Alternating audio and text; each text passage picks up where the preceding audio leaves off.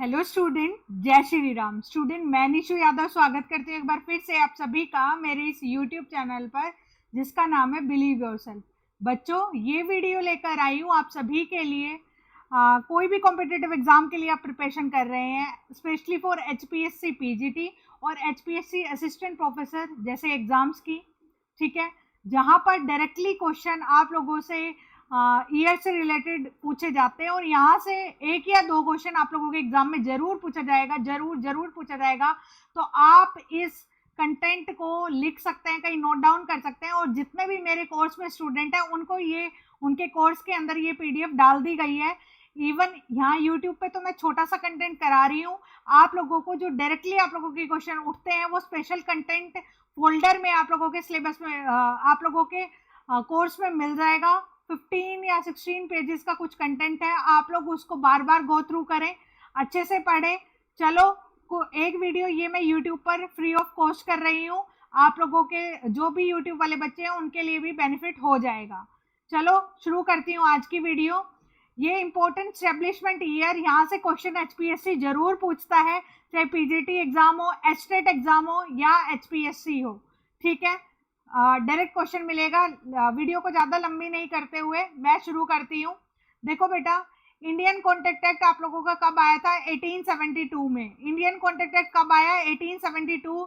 Sales of goods act 1930। Sales of goods act 1930। RBI act 1934। RBI का जो establishment year है वो 1935 है। आईएमएफ की फुल फॉर्म है इंटरनेशनल मॉनेटरी फंड।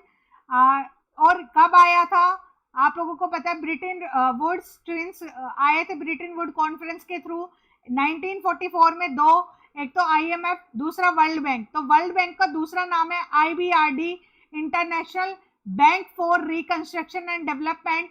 इसके अंदर बहुत सारी चीजें थी जैसे आईएफसी, ठीक है, फिर आईडीए, आईसीएसआईडी और मिग्गा, ठीक है, ये 1994 में आईबीआरडी के पार्ट थे, ठीक है।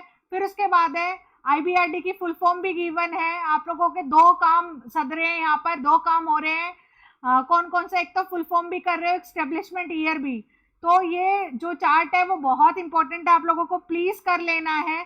देखो, आईबीआरडी की फुल फॉर्म क्या है? International bank for reconstruction and development 1944 में। Import and export control act 1947 में, ठीक है।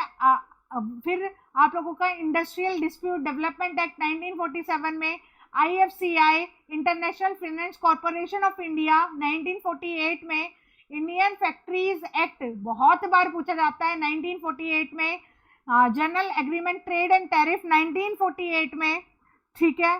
फिर उसके बाद है आप लोगों का नेशनलाइजेशन ऑफ सेंट्रल बैंक 1949 में नेशनलाइजेशन किया गया सेंट्रल बैंक का। फिर उसके बाद है बैंकिंग रेगुलेशन एक्ट 1949 में। फिर है आप लोगों का ICAI, institute of chartered accountant of India 1949 में। प्लानिंग कमीशन 1951 में। आईसीएआई बैंक 1955 में। नेशनलाइजेशन ऑफ इंपेरियल बैंक 1955 में। एलआईसी आप लोगों को पता है, लाइफ इंश्योरेंस पॉलिसी 1956।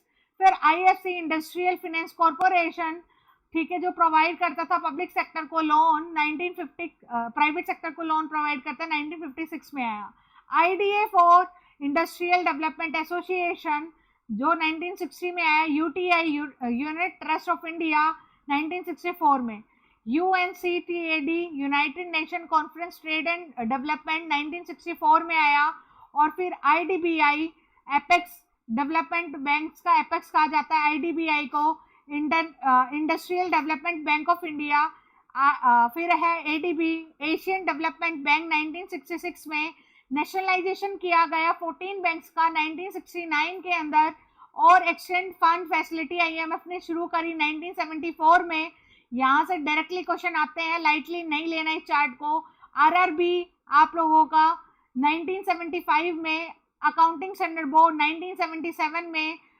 फिर नेशनलाइजेशन किया गया दोबारा फर्दर 6 बैंक्स का, ये 1980 में किया गया। एग्जिम बैंक 1981 में। एग्रीकल्चर बैंक 1982 में। एग्रीकल्चर बैंक नेबार्ड की फुल फॉर्म है national agriculture bank and rural development.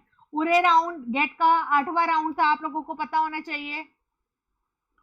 Gate का 7th राउंड था ये पूरे राउंड 1986 और 1984 में। क्रिस्टल की फुल फॉर्म है क्रेडिट रेटिंग एजेंसी थी। NHB national housing board 1987, Swift 1988, और फिर है small industries development bank of India SIDBI, जो कि सब्सिडी थी आईडीबीआई की 1991 में आई 1990 में आई सॉरी। फिर एलपीजीआई 1991 में, लिबरलाइजेशन प्राइवेटाइजेशन ग्लोबलाइजेशन सेबी आया 1988 में आया था वैसे, लेकिन इसका स्टैब्लिशमेंट जो एक्ट है वो हुआ 1992 में। ठीक है, रंजन कमेटी आप लोगों की 1993 में आई। नाफ्ता की फुल फॉर्म है north America free trade area 1994 में, डब्ल्यूटीओ 1995 में, फेमा 1999 में, IRDA insurance regulatory development authority 1999 में, कंपटीशन एक्ट आप लोगों का 2002 में, और pension fund regulatory development authority 2003 में। फिर stock exchange MCX stock exchange 2008 में। फिर है आप लोगों का national payment corporation of India NPCL national payment corporation of India 2009 में, और आप लोगों का आईसीडब्ल्यूआई मई 28 1959 में। इसमें समझाने का कुछ था नहीं, आप लोगों को पहले से ये टर्म्स पता है बहुत अच्छे से, इसलिए मैंने चीज़ों को बहुत जल्दी कवर करवाया ताकि आप लोगों की वीडियो बहुत ज़्यादा लंबी ना हो।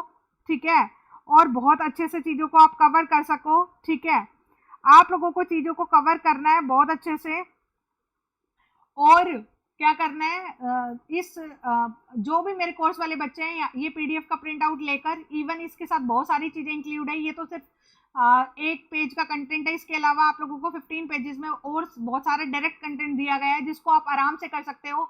जो भी फर्स्ट व्यूअर मतलब जो पहली बार मेरी इस वीडियो को देख रहे हैं, मैं उनको बता दूं मेरा एचपीएससी का और एचपीएससी पीजीटी का कोर्स चला हुआ है। अगर आपको लेना है तो आप विजिट कर सकते हैं मेरी एप्लीकेशन बिलीव योरसेल्फ एप्लीकेशन, जो कि कमेंट सेक्शन में आपको लिंक मिल जाएगा, कॉल कर सकते हैं, नंबर भी वहीं पे दे दिए जाएंगे, आप आराम से देख सकते हैं कंटेंट को। और बच्चों जो कोर्स वाले बच्चे हैं, आज आप लोगों का सैटरडे है तो आप लोगों का जो डेली टास्क आता है सैटरडे संडे को नहीं आता है, तो आप लोगों के लिए ये पीडीएफ इसलिए डाली है ताकि सैटरडे संडे को आप चीज़ें कवर कर सकें, ऐसी जो याद करने वाली चीज़ें हैं उनको। ठीक है, ठीक है स्टूडेंट, मैं निशु यादव एंड करती हूँ मेरी इस वीडियो को। मिलती हूँ किसी नई वीडियो में। तब तक पढ़ते रहिए, मुस्कुराते रहिए, पॉजिटिव रहिए, पॉजिटिविटी स्प्रेड करिए। तब तक के लिए नेक्स्ट वीडियो में मिलती हूँ बेटा, तब तक के लिए जय श्री राम।